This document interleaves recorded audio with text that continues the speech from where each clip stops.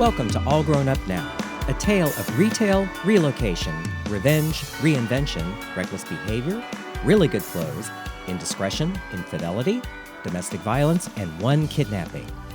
I'm Kenneth D. King, podcasting from my studio near Union Square in New York City. This podcast is another in a series of installments from a novel I wrote called All Grown Up Now, A Friendship in 3 Acts, available on Amazon.com. It's the story of a small-town boy who dreams of being a grown-up and his journey to get there. Each week, you'll hear another installment of this story. I am pleased to announce that BearWorldMagazine.com will be one of the sponsors of all of the episodes going forward.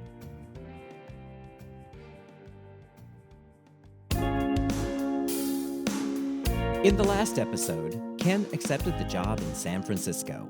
He did it with some trepidation, however. The usual worries of how would it go, and if he could make a success of it, started to plague him. Episode 9, Give Me a Sign, or Goddess, Just Give Me a Hard Shove, Please. The place, Oklahoma City. Time, August 1981. Yes, I just had handed to me the opportunity to get the hell out of OKC before New Year's Eve 1981. That said, over the next few hours, I was still wavering as to whether or not this was the move for me. So as I do in these situations, I ask for a sign, now, and none of these still quiet voices for me, but a really big sign, preferably in neon, that I can't miss. I asked the universe for a really big sign, and was thinking about what that sign might be about the job offer as I went downstairs to the weekly managers' meeting. I went into the conference room, took my place, and steeled myself for yet another one of those weekly water tortures we call meetings. There was something in the air that felt very different. I just chalked it up to being anxious about this job offer, but Ray wasn't there yet, and he was always punctual. After about 15 minutes, we all started to get restless. And then in walked Bill. You remember him, the manager of the Midwest City Dillards? The closeted gay married man with the Queenie Southern accent? The one I turned down? The one who said to me that he would remember this? He looked around the room slowly. I have an announcement, he stated in that same whiny, Queenie Southern accented voice. Ray Probst is no longer with the company. I will be assuming the post of store manager as a week from today. And then he gave me a look.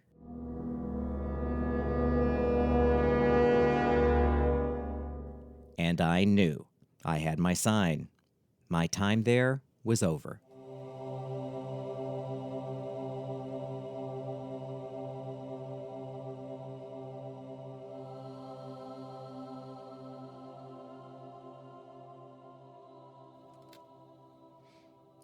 You know, it's funny how things happen quickly when it's time for them to do so.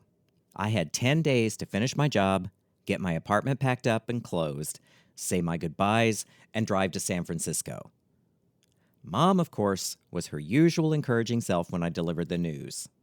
You can't make it in California, she screeched. You stupid kid, you gave up a $5,000 a year raise to do what? Run off to California? You'll never amount to anything. Excuse me, I have to go home and pack, I shot back as I snatched my car keys off the kitchen counter and stormed out, Kathy following in my wake. We went back to my place, where Kathy broke the news of her decision to move out into her own place.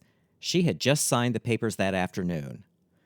Great, I said, since you don't have any furniture, why don't we just take everything over to your place, and when I need to send for it, I'll just have them pick it up there.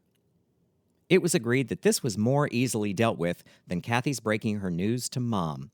I told her I'd be there as reinforcement. The next day, when Kathy dropped the news, Mom hit the roof.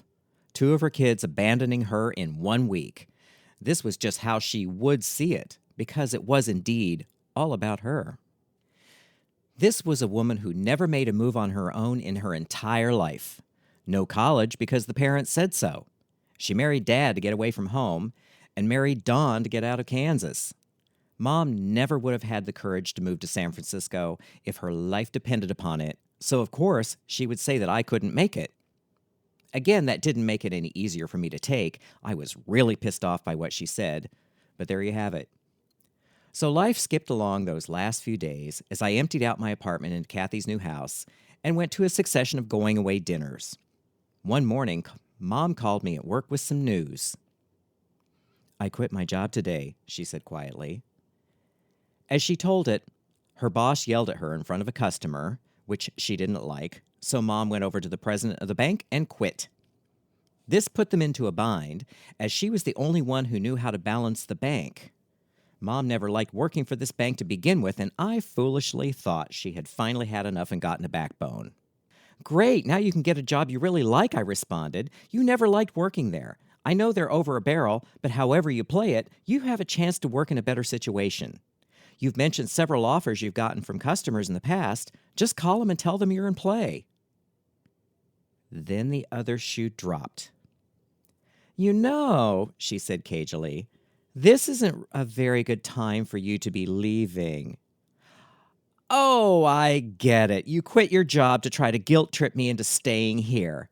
No, that's not hell. It's never going to be a convenient time for me to move, but in case you hadn't noticed, I'm not living my life for your convenience."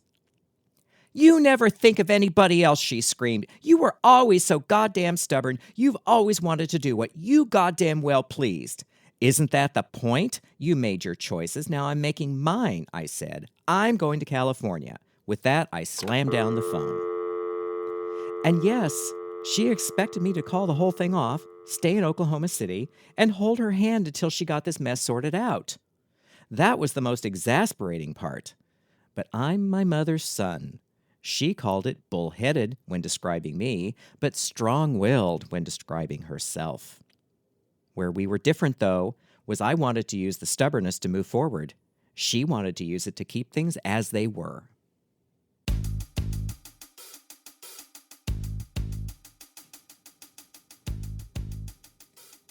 The time to go drew near. I gave notice at my apartment, and on my way out of the apartment office, I stopped by to tell Mrs. Freeman.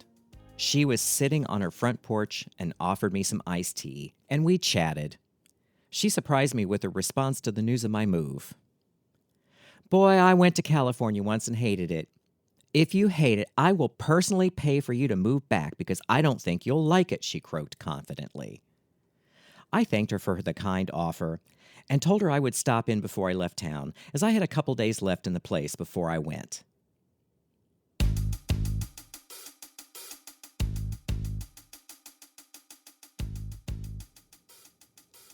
On my last day at work, I didn't feel like working. My car was in the shop for service, and I was worried that it might throw up some expensive problem.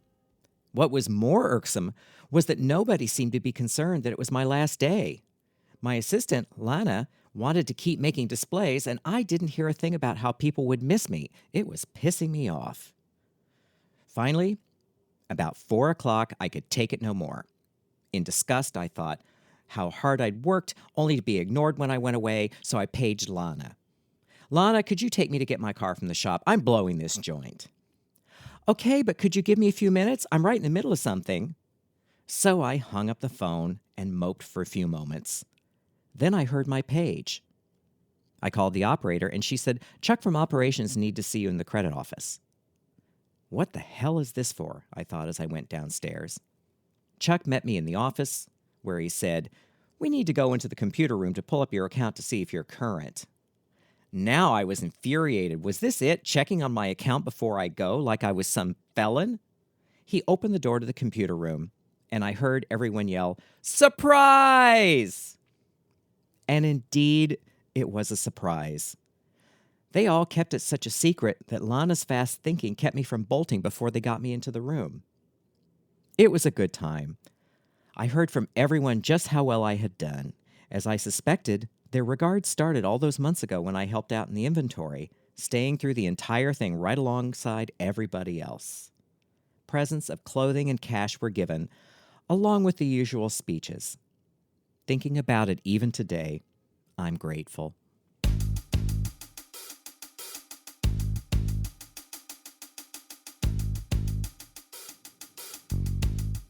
The days preceding my move to San Francisco passed in a blur. As I said, I had 10 days between when I accepted and when I had to be there. There was a lot to be done, and Darryl was game for all of it and a tremendous help. I reserved the last evening for him. We had dinner out and went to the bars. In the Circa, a sort of piano bar on Northwest 39th Street, we ran into Brock of all people. Remember him? The ex-boyfriend who gave me hepatitis? "I hear you're moving," he shouted over the drunken off-key singing. "Yes, I am," I replied and introduced him to Darryl. Darryl had heard about Brock and the hepatitis and got a look on his face that resembled a Rottweiler baring his teeth. This was in direct contrast to his usual sweet golden retriever expression. "Well, I thought something was going on," Brock said airily. "The people at Dillard's called me and asked if I wanted to have my old job and display back, but I turned them down." "Hey, don't knock it," I replied coolly. "It was good for me. Here I am, going from working in display at Dillard's to San Francisco to take a position as the assistant director of visual merchandising for a chain of upscale specialty stores, while you, dear, are a maitre d' in a second-rate restaurant." At that, I said evenly, "Come, Darryl," turned on my heel, and swished out of the bar. There was a look of astonishment on Darryl's face as he followed me out. He had never seen that side of me before. Sitting with me in the car, he said, "Do you do that often? And what's an assistant director of, First, no, I don't do that often, only when it's necessary," I said. "Second, it's a nice title for a glorified pin pusher. That's the side of me I hoped you'd never have to see." Well, darling, he had it coming. Now let's go home.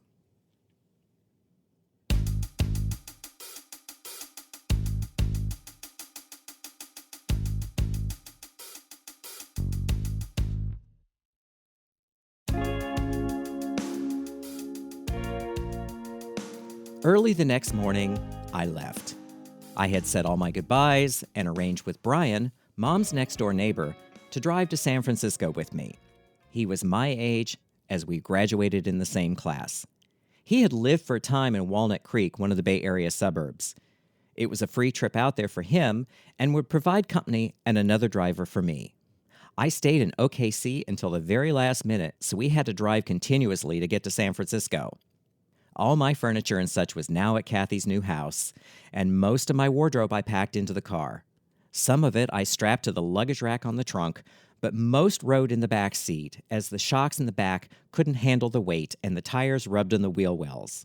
My Celica was old. It had 190,000 miles on it, and I feared it might die on the road, and someone would find my bleached bones and wardrobe in it somewhere in the desert. Early that morning, Kathy and Mom saw me off. I almost sideswiped Kathy's car going out of the driveway because I was crying so hard. They weren't tears so much of sorrow, but of anxiety and anticipation. This represented a big step for me, and I felt a bit overwhelmed. I did stop crying as we passed out of OKC. The big adventure was on.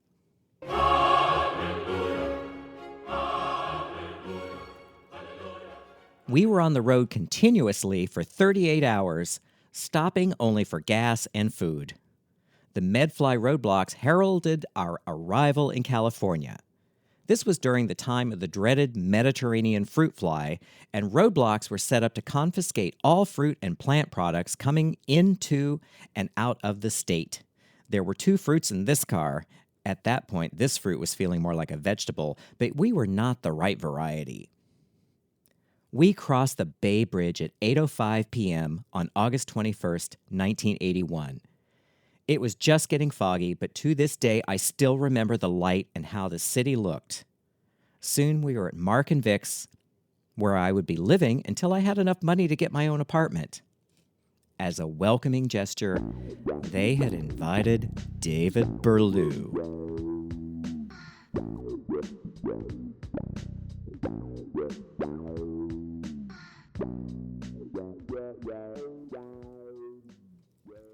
My job at Roos Brothers began on Monday, August 24th. As I said earlier, my official title, that I still use on resumes, was Assistant Director of Visual Merchandising. Translated into real language, it meant peon display person. My job, along with Mark's, was to travel to each of the 10 stores, which were spread out from Santa Rosa to San Jose, and make window displays. My little Toyota was appointed to be the display commute transport vehicle for all of this commuting. Vic was still driving the douched-out Torino. On that first day, I was introduced around and met Dave, the old trimmer kept on from the Roos Atkins days. Dave would be working with Mark and me, doing the displays for all of the stores. His style, which Mark derided as old-fashioned, was of the old-time haberdasher school.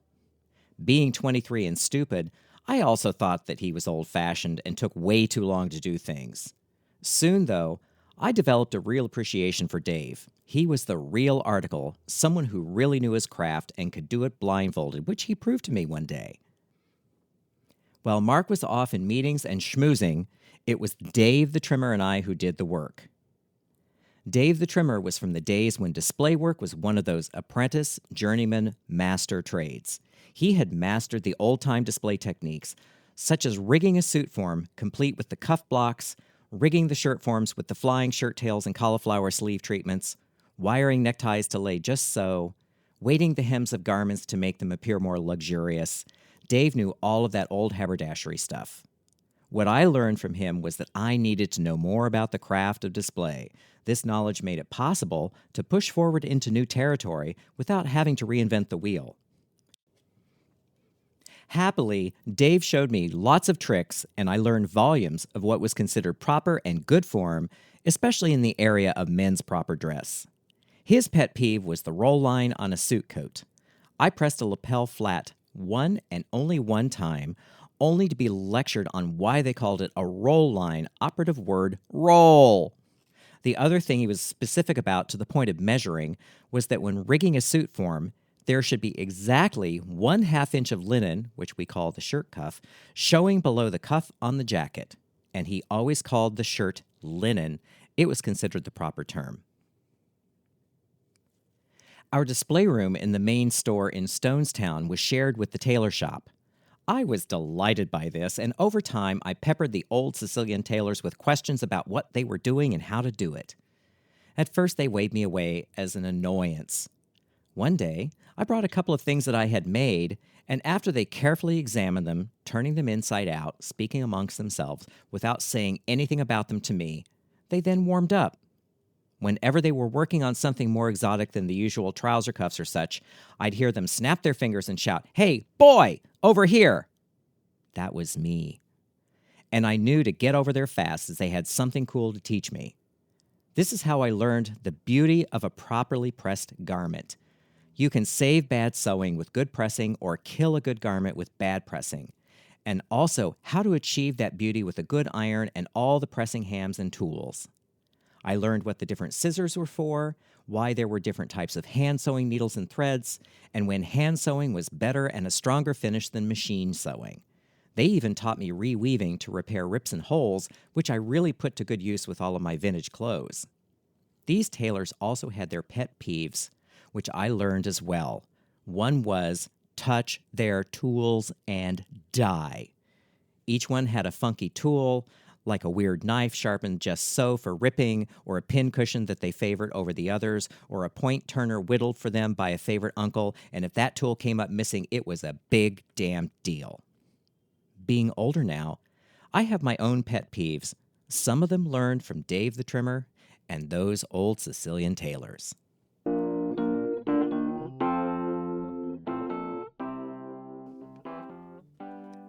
I discovered over time that the Roos Brothers organization was an exercise in ignoring common sense.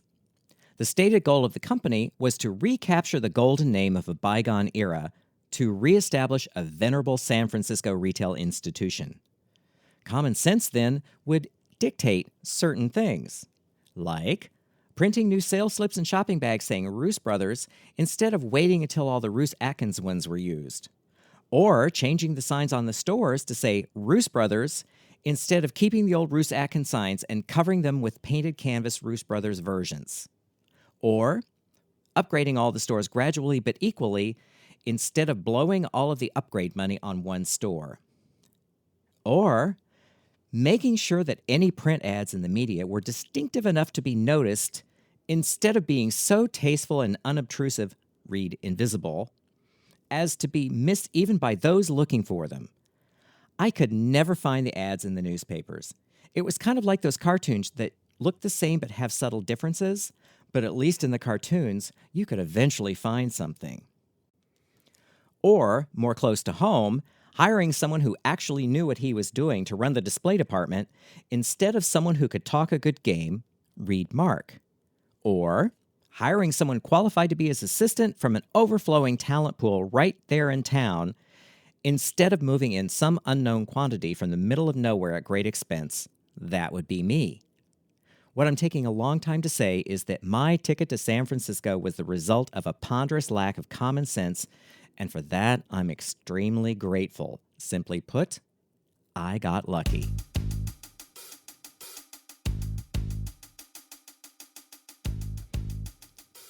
The first big push we had after I started working there was getting the Stonestown store updated. It was going to be the flagship store and already housed the main offices. For those not familiar with San Francisco, Stonestown was an open-air shopping center built in the early 50s, and it looked like it. It was one of the first of its kind. When it was built, this area of town, south and west, was relatively new construction. Later, in the mid-'80s, the whole shopping center was torn down to build an enclosed mall. Roos Atkins was one of the older stores in Stonestown, and it looked like it too. For this renovation, the powers that be hired a consultant, Bob Hartman. Bob had worked at Macy's Union Square, managing the window crew, and Clark Stone, who had been the big cheese at Macy's before hiring on as the big cheese of this gig, brought him in. I learned a lot about Bob, some of it from display. My education began during the Stonestown crunch, when we were working together through the night to get the store redone for the grand opening. Bob and I had to transport a large table from the downstairs loading dock up to the front door. Since it was too large to get up the stairs, we had to drive it there in the big panel truck. This was about 2 a.m. In the truck on the way down, Bob casually asked, "Would you like some Coke?" "No, I drink Tab, thanks," was my reply. He stopped the truck. Then he turned and looked at me. "Coke." "No, Tab. Or Diet Pepsi. I don't like Diet Coke." "Coke," he said meaningfully. And then he sniffed. A beat skipped, and then another, and then the light dawned. "Oh," I gasped, shocked. "You mean you do that at work?" "Yes," he answered flatly. I was scandalized. This was news to me. Looking back on it, though, this was really so early 80s, and Coke was really the done thing then, sort of like a handshake. The other handshake I learned about was the casual blowjob or other that I would catch Bob at in the back of that big panel truck. A moment of silence. "Well?" he asked. "I'd really prefer a Diet Pepsi." Whereupon Bob started up the truck, shaking his head and muttering about me being fresh off the boat from Oklahoma. Working with someone experienced like Bob showed me the glaring gaps in my display knowledge. I discovered that an Okie accent helped me fill these gaps. Though I had studiously avoided developing the accent while I was in OKC, when Bob would ask me to do something that didn't sound too familiar, I would drawl, "I'm sure we call it something different where I come from." This way I could usually tease enough information out of him to figure out what I needed to do.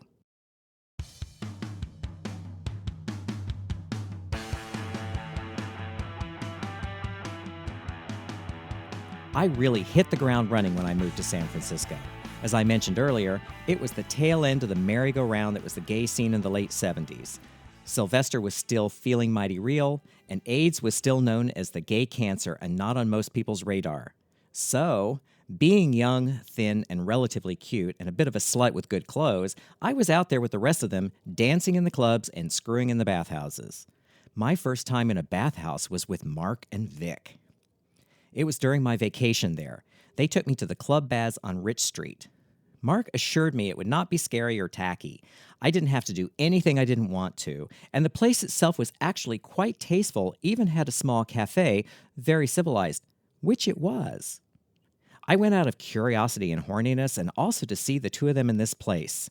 I thought it exceedingly strange that they, a supposedly monogamous couple, would be going there. But Mark said all the couples do it. At one point during the evening, I unknowingly walked past the door to their room. It was open. I saw Mark sitting there, looking not at all happy, with the towel draped just so, looking like bait. Victor was occupied with someone else. Thankfully, they didn't see me, and I hurried away.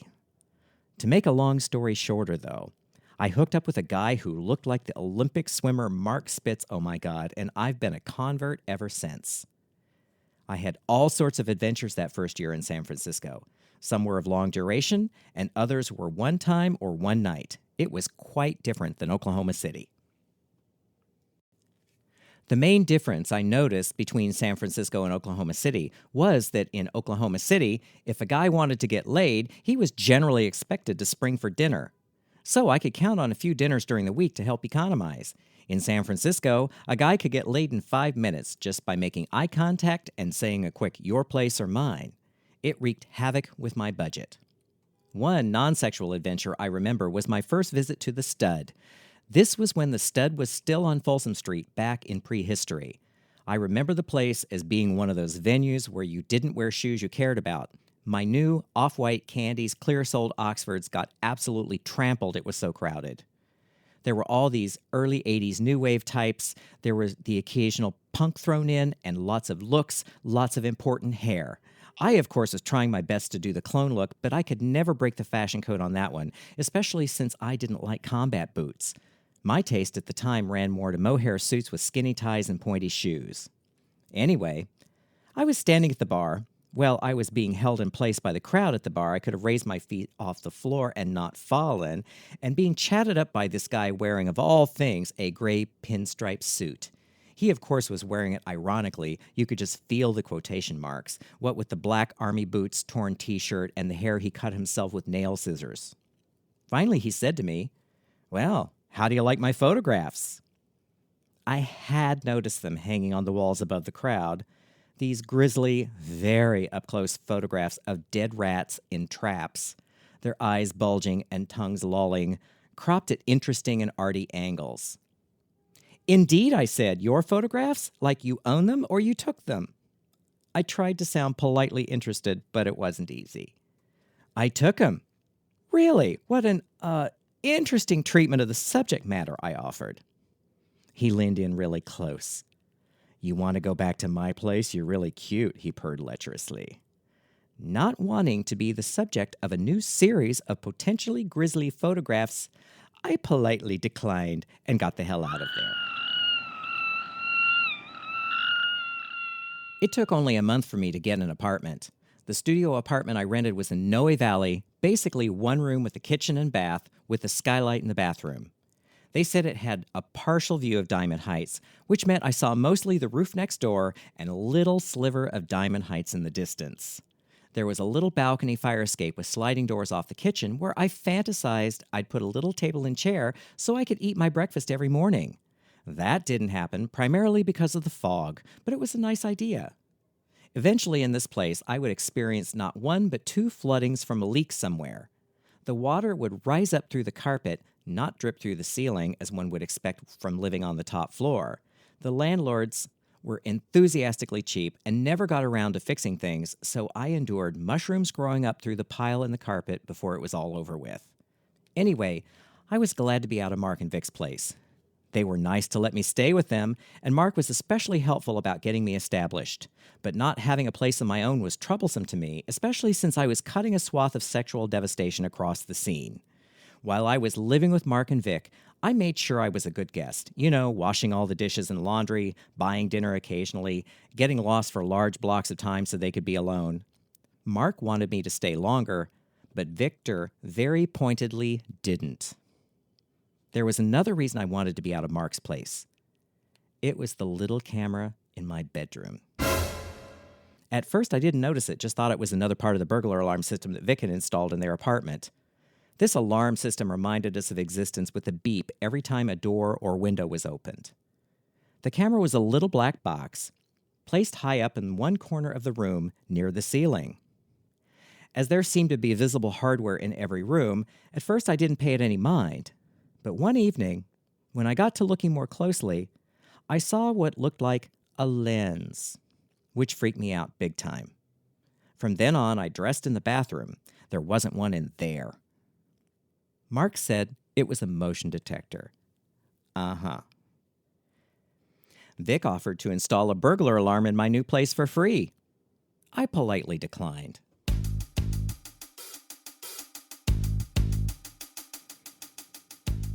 It took until the end of December to get my furniture shipped from Oklahoma City. Kathy was moving back in with Mom and didn't need it anymore, so the movers were called to pack up everything at her house.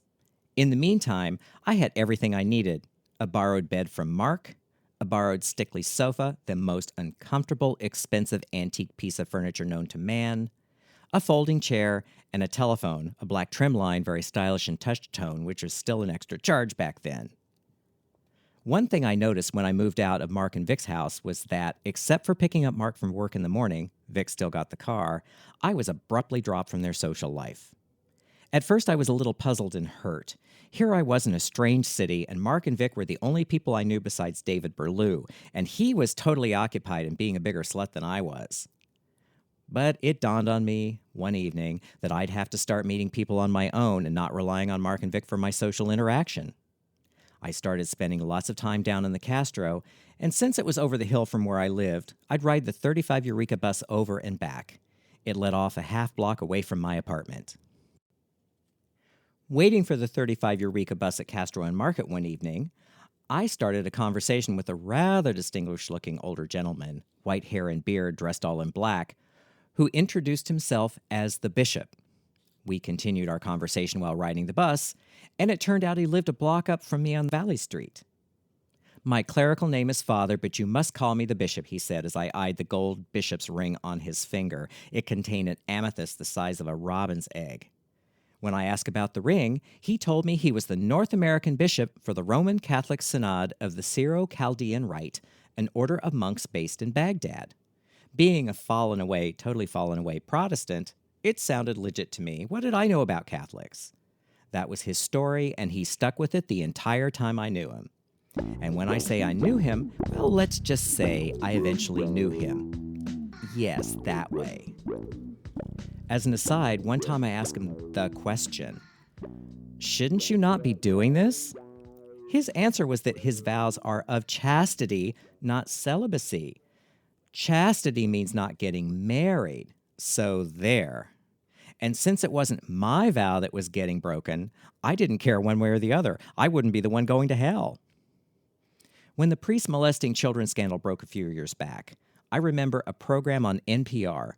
They were interviewing a woman who was a Catholic law scholar. She said exactly the same thing, that chastity means not marrying, and celibacy means not having sex. It just seems like semantics to me. The bishop was establishing a monastery here in San Francisco just as soon as he could get money from Baghdad to buy a building.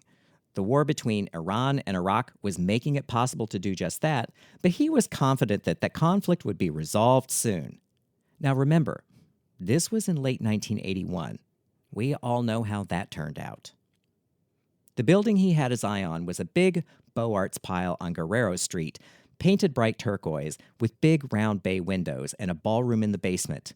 He promised me that I could have the basement for my design studio. But, as I am my mother's son, I didn't believe it until it was in my hand. "We'll go to dinner soon," he said grandly as he got off the bus at his stop that evening of our first meeting. Thus began my education in the big city.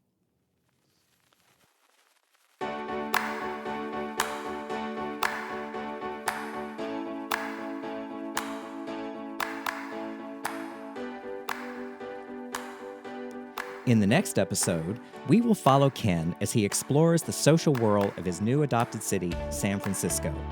We'll also get to meet Susan, Ken's own Auntie Mame. Thanks for listening. I'd like to thank BearWorldMagazine.com for sponsoring the podcast. You can subscribe to this podcast on iTunes, SoundCloud, Stitcher, Spotify, and Google Play. If you have questions or comments, you can reach me through the website, which is allgrownupnow.com. You can follow me on Instagram and Twitter at Kenneth D. King, on Facebook at Kenneth D. King Design, or on my main website, KennethDKing.com.